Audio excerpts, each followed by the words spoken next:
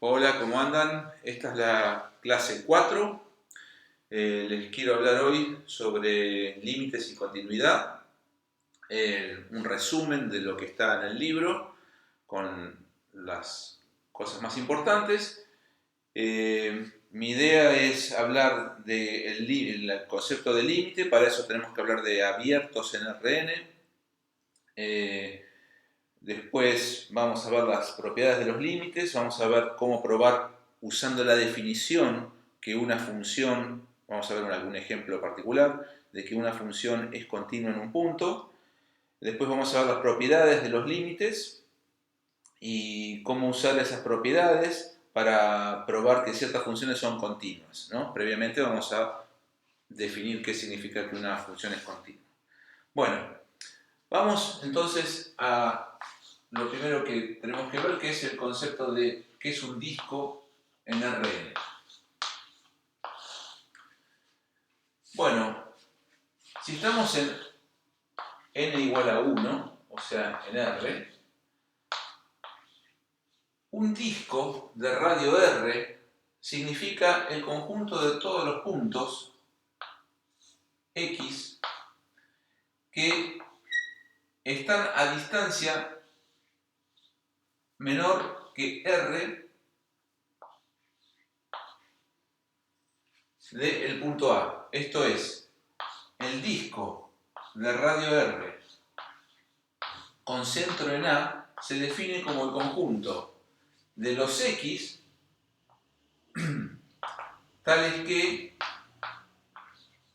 el valor absoluto de X menos A es menor o igual que R. Es decir,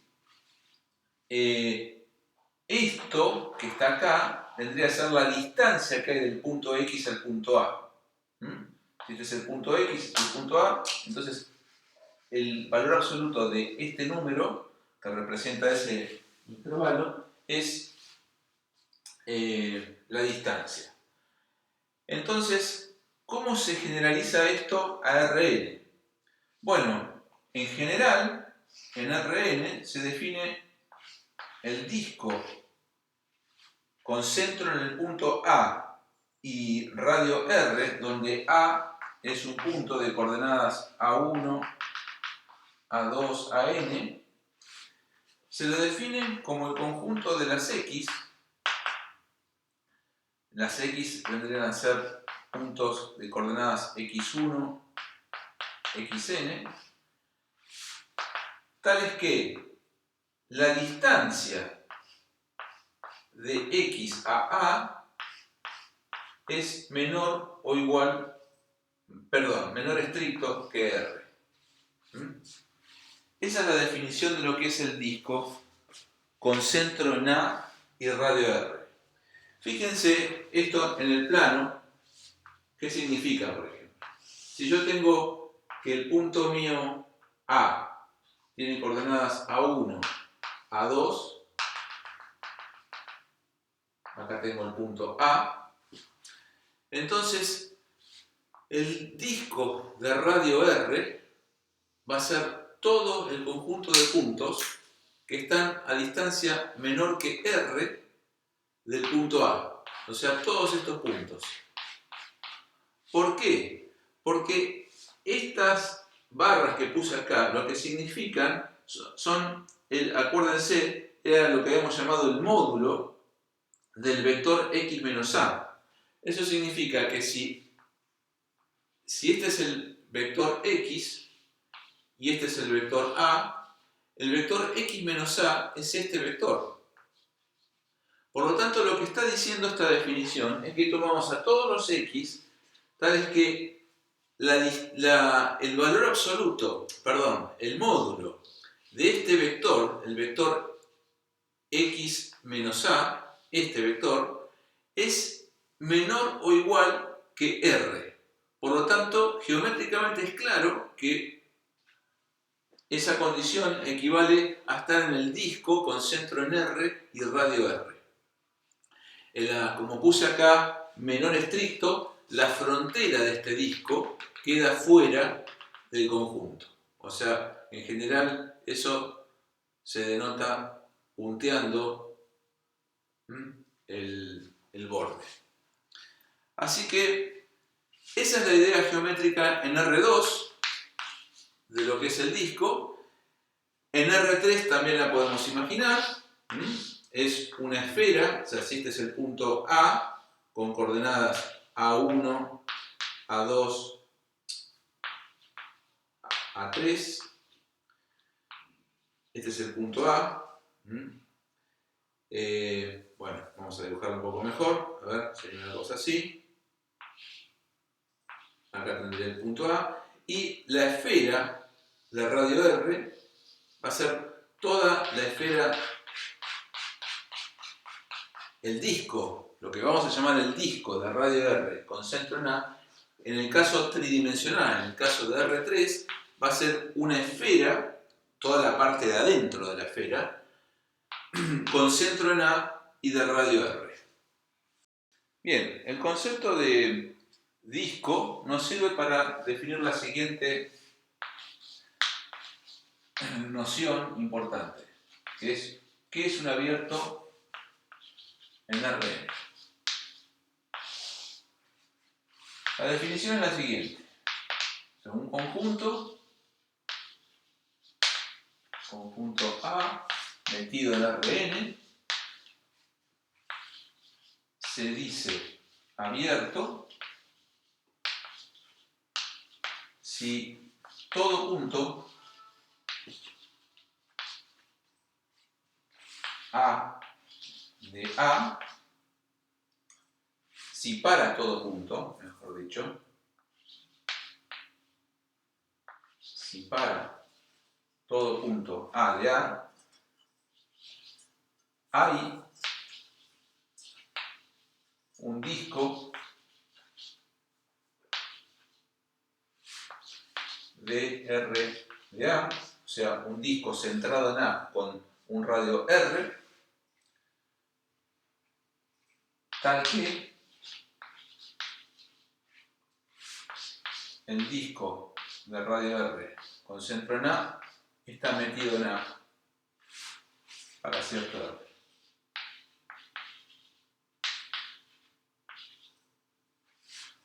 El R es mayor que 0.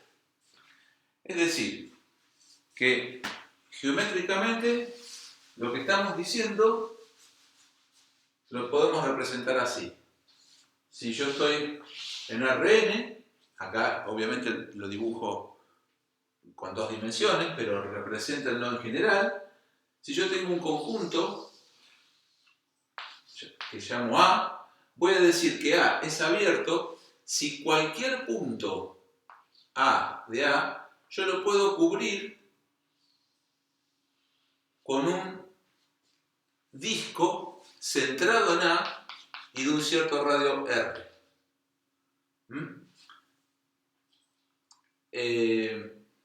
Fíjense que uno puede decir, bueno, si en este dibujo, para un punto que está bien en el interior, no hay problema, puedo buscar un entorno grande, ¿no? Un disco grande.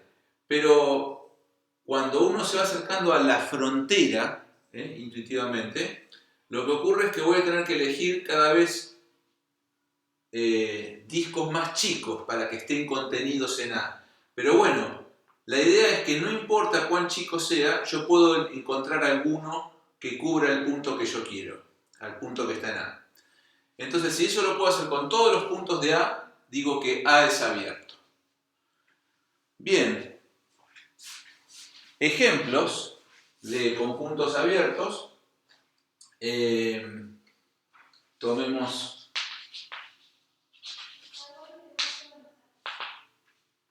bueno, como ejemplo 1, tomemos el conjunto de los X en R2. Vamos así, X, conjunto de los XY en R2, tales que X es mayor que 0. Esto geométricamente significa, si esto es el eje de las X y esto es el eje de las Y, significa que me estoy refiriendo a este conjunto, el semiplano. Muy bien.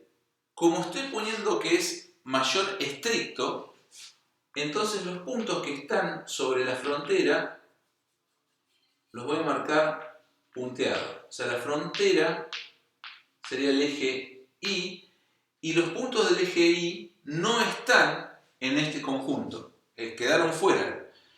Eso me permite decir, me permite asegurar que cualquier punto que yo tome en A, o sea, si esto es el conjunto A, siempre voy a poder encontrar una bola o disco, como dije, que esté adentro del semiplano este. Esa bola justamente, es más, la puedo tomar como la bola cuyo radio es la distancia del punto A al eje Y, ¿no? O sea, la puedo hacer hasta ahí de grande la bola. Podría tomar una más chiquita, no importa. Lo importante es que para cada A yo puedo elegir siempre una bolita que queda adentro del conjunto A. Entonces eso demuestra que el conjunto este semiplano, es abierto. Por ahí lo que hay que pensar intuitivamente es qué pasa cerca de la frontera. Bueno, cerca de la frontera, la bolita o disco que tengo que tomar va a ser más chica, pero no importa. Por más cerca que esté, siempre voy a poder elegir una. Bien, esto nos lleva a definir qué es un punto frontera. Frontera de A. Entonces, supongamos que tenemos, la definición es esta. Sea A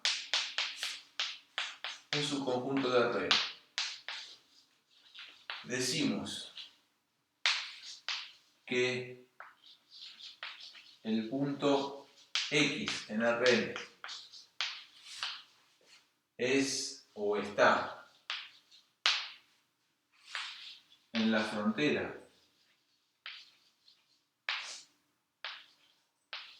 de A si todo abierto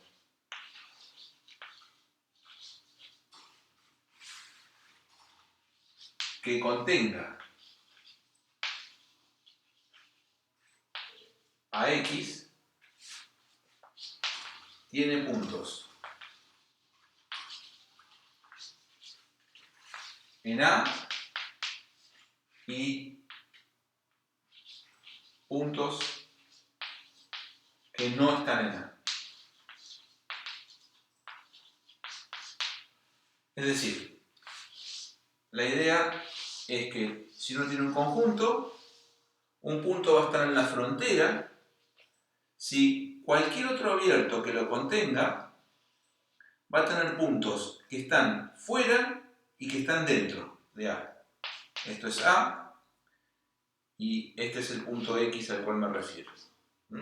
Entonces X va a estar en la frontera si no importa cuán chico o cuán grande, qué forma tenga, un abierto que contenga el punto este, lo que se llama un entorno del punto, ahora lo vamos a definir bien, un entorno o vecindad, como dice el libro, toda vecindad va a tener puntos que están dentro de A y fuera de A.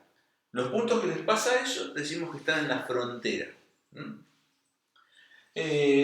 No lo voy a escribir, pero bueno, también se dice que un punto está en el interior de A si lo podemos encerrar en algún entorno que esté contenido completamente, si lo podemos encerrar el punto con un abierto que esté completamente contenido en A. Esos son los puntos del interior, pero creo que no los vamos a usar de acá en adelante, así que es simplemente para que lo sepas y lo escuchas. Y los puntos que están en la frontera, entonces, son aquellos que toda vecindad tiene puntos tanto de un lado como del otro. Muy bien, vamos ahora a la noción más importante de hoy, la noción de límite.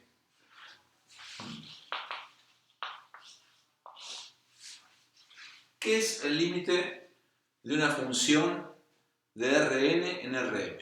Bueno, para eso yo creo que conviene visualmente tomar un ejemplo que funciona muy bien en los ojos, que es el de una función que va de R2 en otra función que va, una función que va de R2 en otro R2.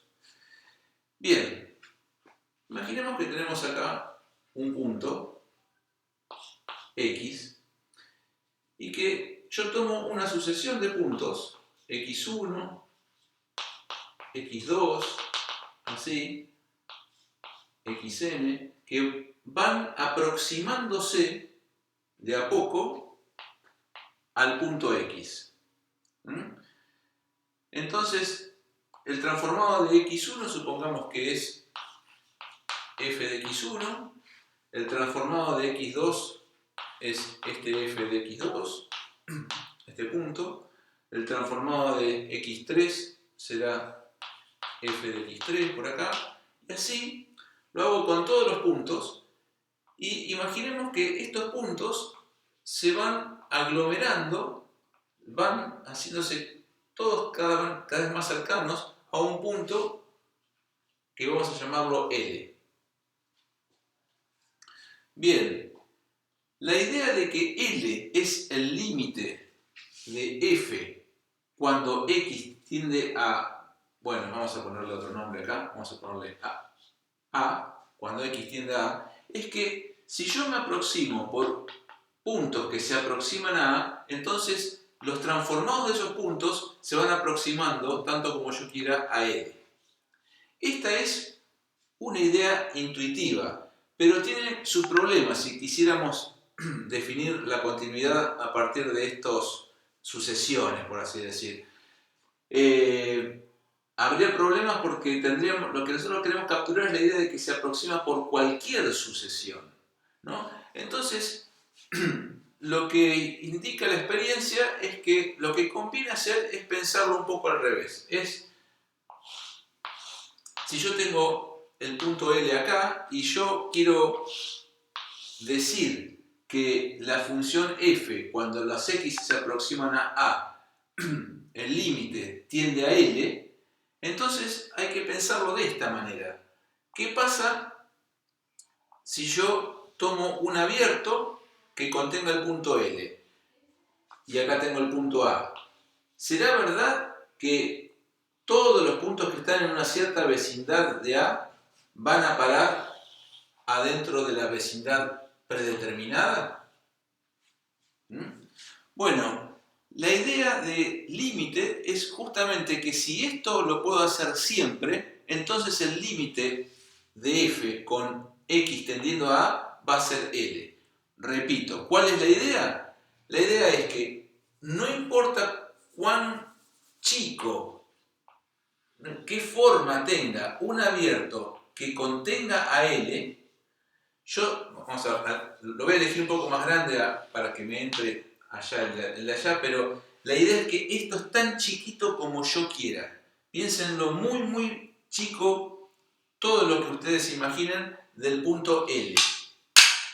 Entonces, la idea es que para cualquiera que tome, no importa lo chico que sea, siempre yo voy a poder encontrar acá un entorno que puede ser también muy chico, o sea, la idea es que por supuesto contenga al punto A, de manera que el f me lo transforme en algo que quede encerrado acá adentro. Si yo eso lo puedo hacer para cualquiera de los entornos que yo tome, o sea, para cualquier entorno, existe uno acá que va a parar ahí adentro, entonces voy a decir que el límite con x tendiendo a A es el punto L. Esa es la idea, esa es la definición, una definición que no es obvio, no es obvio que esa sea la definición correcta, pero bueno, llevó su tiempo también históricamente llegar a esa definición, pero vamos a darla, entonces, la definición sea f una función que va de cierto conjunto A metido en Rn en un Rm. Entonces, y sea A, vamos a llamarlo A chiquita, un punto en A o en la frontera de A. Es decir que el punto A está, este A es el dominio de la función, la función tiene como dominio al conjunto A, pero el punto este que estoy tomando podría no estar en el dominio de la función f. Eso va a ser importante para más adelante considerar que el A no esté en el dominio de f, pero sí va a estar por lo menos en la frontera del dominio. O sea, puede estar o en el dominio o en la frontera. Entonces, en ese caso, vamos a decimos que el límite de f con x tendiendo a el punto A es L es un punto de Rm, o sea, el conjunto de llegada, si para cualquier, vamos a recordar que era lo que había dicho acá, para cualquier entorno, cualquier abierto que contenga L, y para cualquier entorno. Yo digo entorno a veces vecindad. Tanto entorno como vecindad lo que significan son abiertos que contienen al punto. O sea, un entorno de X es un abierto que contiene a X. Una vecindad de X es un abierto que contiene a X. Entonces, cualquier entorno, son sinónimos, ¿no? De L, si para cualquier entorno de L existe siempre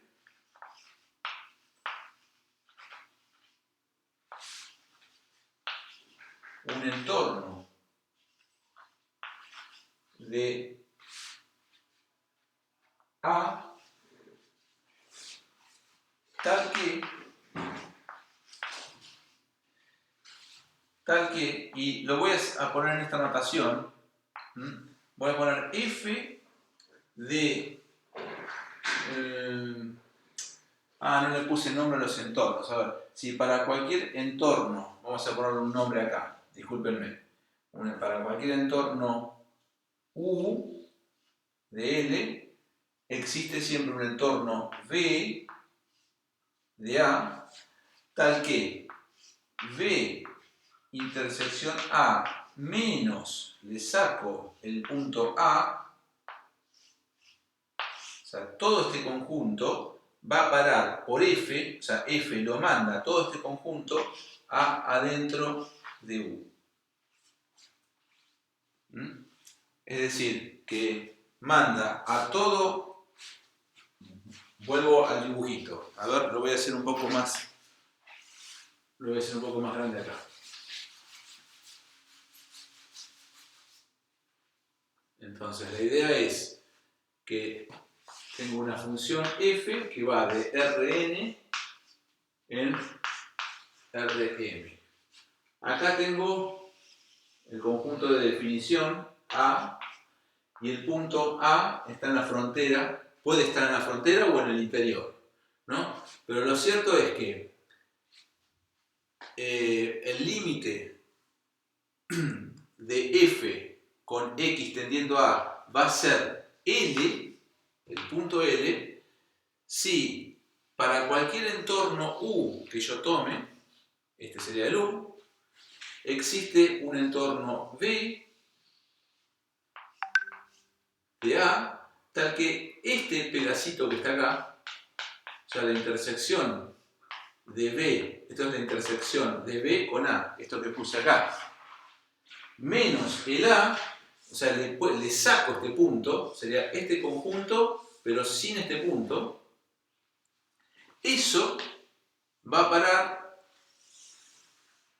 acá adentro.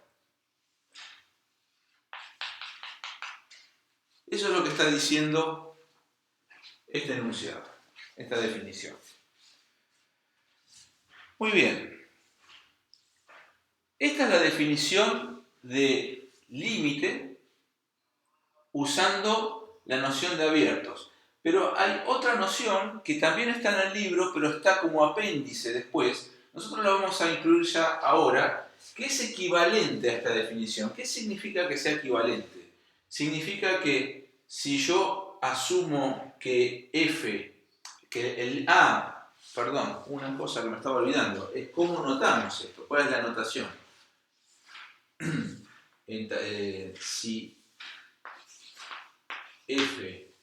Si el límite de f con x tendiendo a A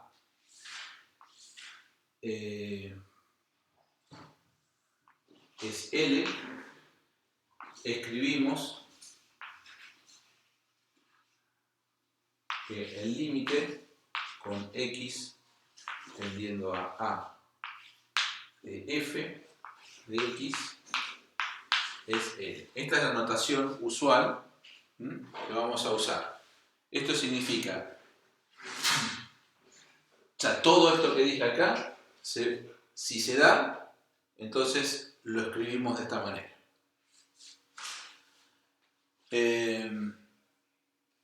Bien, entonces como decía, hay una forma de definir límite que es usando abiertos como acabamos de hacer, pero es equivalente a otra forma que es en el lenguaje de los epsilon delta, que es más en el espíritu de lo que hicieron, ustedes conocieron en análisis 1 o cálculo 1. O sea, en una variable ustedes seguramente definieron continuidad usando el lenguaje del epsilon y el delta, ¿no? Que para todo epsilon existe un delta, tal que, etcétera, etcétera. Bueno, todo esa definición en términos de epsilon delta es equivalente a esta que dimos, en el sentido de que si el límite de f de x con x tendiendo a es igual a L, en el sentido que acabo de decir, también va a ser límite L en el sentido que ahora voy a decir. Así que vamos a la definición también del límite, pero en términos de epsilon delta. Entonces, la definición anterior es equivalente a la siguiente.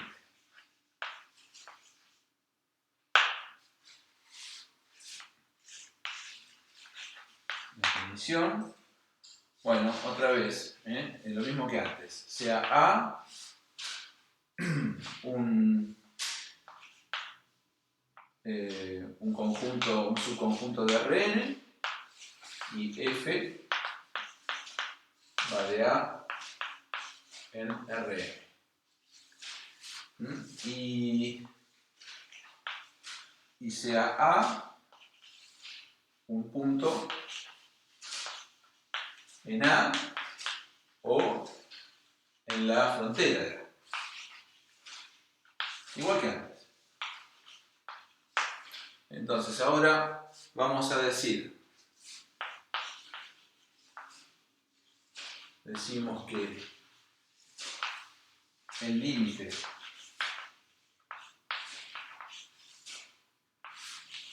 de f con x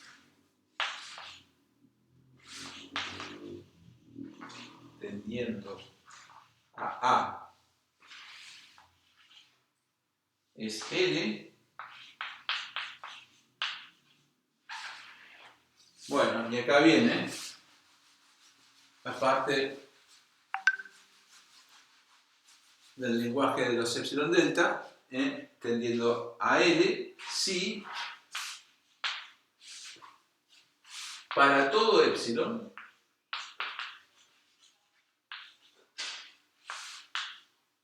epsilon es un número real positivo, para todo epsilon existe un delta tal que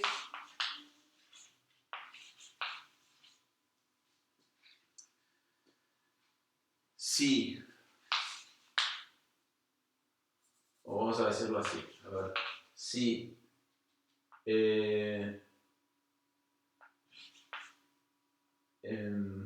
si x menos a es el módulo menor que delta, le voy a poner mayor que 0 para que quede excluido que x pueda ser igual a a. Esto, si ocurre esto, entonces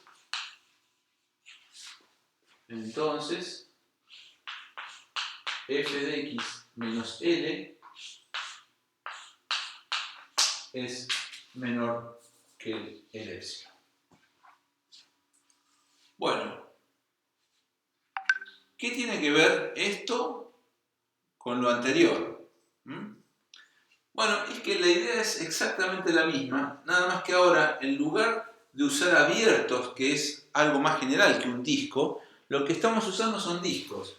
O sea, gráficamente, si lo pensamos otra vez como una función de R2 en R2, lo que estamos haciendo es lo siguiente, es decir, que si yo tomo un disco acá particular con un radio epsilon que se me antoje, el que yo quiera, no importa lo chiquito que sea, entonces siempre voy a poder encontrar, este es el punto A, siempre voy a poder encontrar un disco acá de radio delta, tal que este disco, la F, lo manda a una región que queda encerrada en la bolita original de radio epsilon.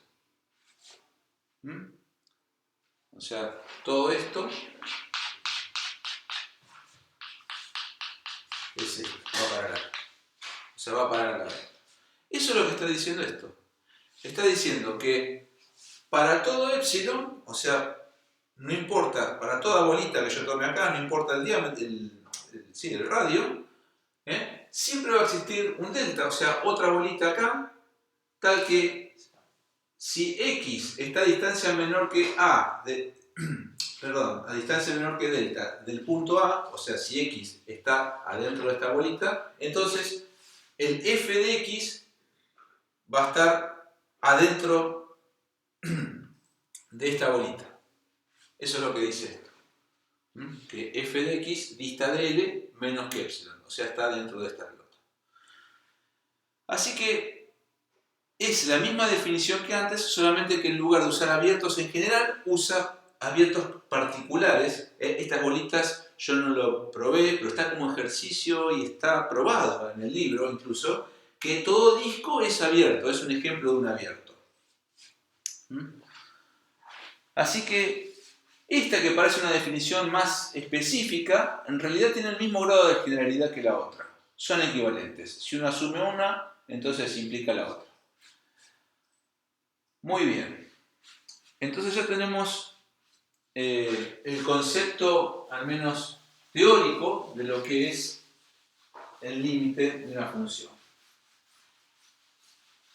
Vamos a ver.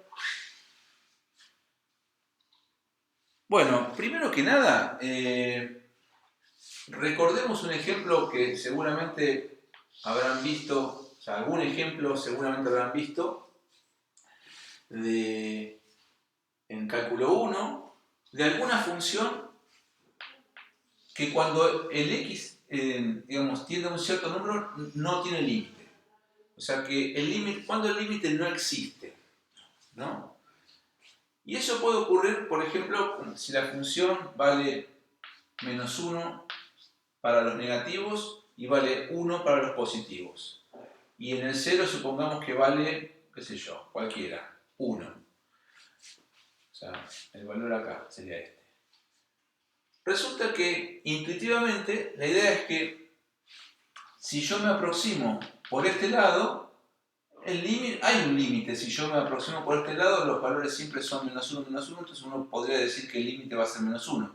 Pero si me aproximo por el otro lado, el límite va a ser 1. Es decir que no hay coherencia. Si me aproximo por un lado, tiende a una cosa, me aproximo por el otro lado, tiende a otra. ¿Cómo?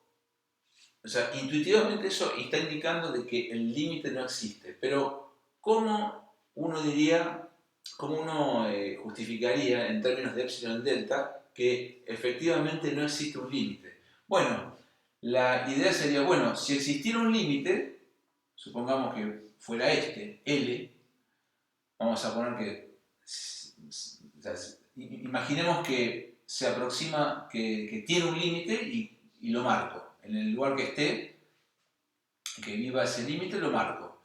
Entonces, ¿qué pasa? Que yo a este L lo puedo encerrar en una bolita de radio epsilon, de manera que no importa cuál sea la bolita con la que encierro al punto 0, el punto 0 sería el A de las definiciones, en este caso sería el 0, el L es este que estoy proponiendo, pero ¿qué pasa? Yo puedo tomar cualquiera el L que elija, puedo tomar siempre un determinado bolita que lo encierra, de manera que no va a haber intervalo acá que encierra el 0, tal que todos los valores que están en el intervalo este vayan a parar acá adentro. Siempre va a haber valores que caen fuera de este intervalo. Por ejemplo, los que están acá van a ir a parar acá, los que están acá van a parar acá, ninguno cae en este rango. Y eso va a pasar para cualquier L que yo elija. Entonces, eso me está justificando, en términos de epsilon y delta, esa sería la justificación de por qué uno diría que no existe el límite con x tendiendo a A en la función esta, en que vale 1 para los positivos menos 1 para los negativos. O sea, efectivamente, el límite en un punto puede no existir. Existe cuando se dan las condiciones que decía la definición. Bien, vamos a dar un ejemplo, vamos a ver un ejemplo particular de una función. Imaginemos que a mí me dan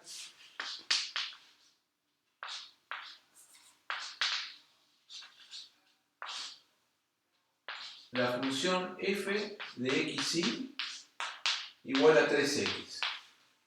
O sea, f en este caso es una función que va de R2 en R. Imaginemos que alguien me dice, probá que el límite con x y tendiendo a el punto 1, 2, por poner un punto cualquiera, supongamos que me dice, cuando x y tiende al punto 1, 2, esta f de xy, que es 3x, tiende a 3. Probarlo. Eso es, digamos, es intuitivo.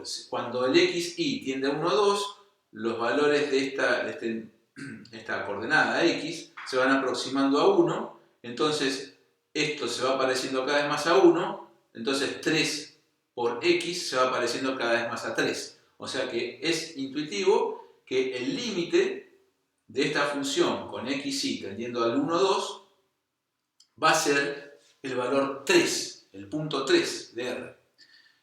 Pero ¿cómo se define esto usando las definiciones que dimos recién? Vamos a usar las definiciones en términos de epsilon delta.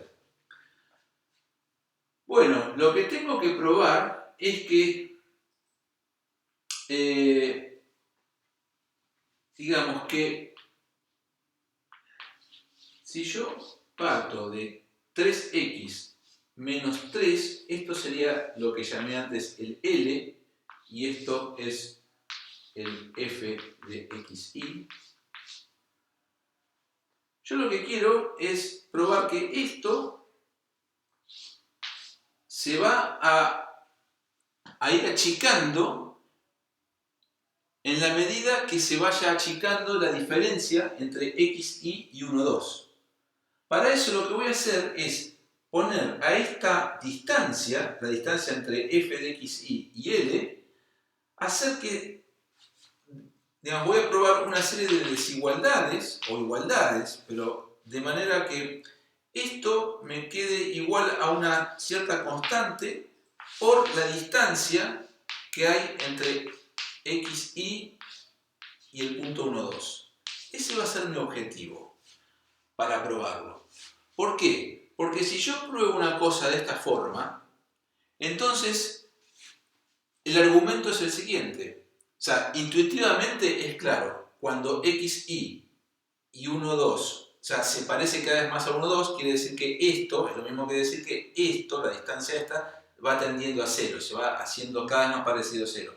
Si esto se parece cada vez más parecido a 0, y esto es un valor constante, esta es positiva, ¿no? Y entonces, si esto va haciéndose cada vez más chico, más parecido a 0, entonces esto también. La distancia de f de xy a L también. Entonces el objetivo es ese. Es que esto va a ser lo que llamábamos el delta y esto va a ser lo que llamábamos el épsilon. Bueno, déjenme mostrarles que efectivamente uno puede mostrar que esto es menor o igual que algo de esta forma. Para eso, a ver, hagamos lo siguiente. Supongamos que yo tengo 3x menos 3. Esto, por las propiedades del módulo, esto es igual a 3 por x menos 1. Acá yo puse doble barra, pero bueno, estamos en R, o sea, esto es valor absoluto. En este caso es lo mismo que valor absoluto. Y lo que yo quiero es que aparezca esta expresión. Esta expresión es x menos 1 al cuadrado más y menos 2 al cuadrado raíz. Esto es eso. Para que me aparezca eso, yo lo que voy a argumentar es que esto efectivamente lo voy a hacer acá aparte del argumento, pero fíjense que x menos 1 al cuadrado es menor que x menos 1 al cuadrado más y menos 2 al cuadrado. ¿Por qué? Porque lo que estoy haciendo es simplemente agregarle una cosa que es positiva. Si yo a esto le agrego algo que es positivo, siempre voy a obtener algo que es mayor o igual. Entonces, esta desigualdad vale sí o sí. Si yo le saco raíz cuadrada lado a lado, me queda que x menos 1, la raíz cuadrada, digamos, si a es menor que b, la raíz de a es menor que la raíz de b, así que puedo concluir que esto, o sea, que esto es equivalente a la raíz de x menos 1 módulo cuadrado más y menos 2 módulo cuadrado. Módulo, o directamente en este caso se pueden poner paréntesis, ¿no? Da lo mismo por los cuadrados estos. Muy bien.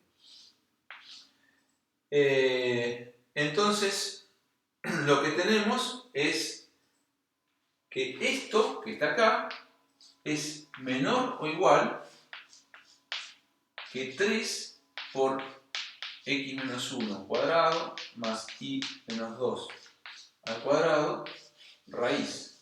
Y esto justamente es aquello que yo les decía, estos 3 por la distancia que hay del punto xy al punto 1, 2. Entonces voy a repetir el argumento. Esto es lo que voy a llamar epsilon. Entonces, dado epsilon,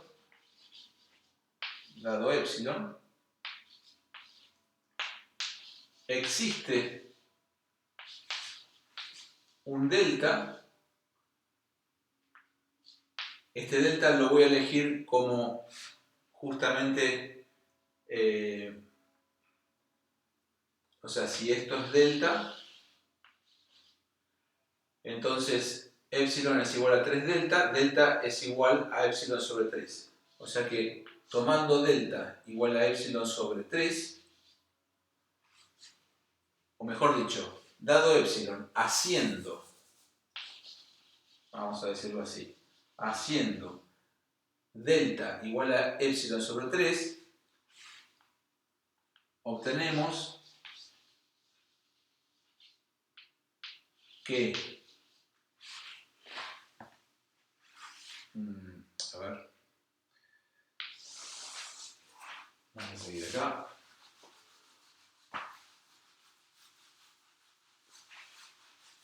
Obtenemos que si la distancia, si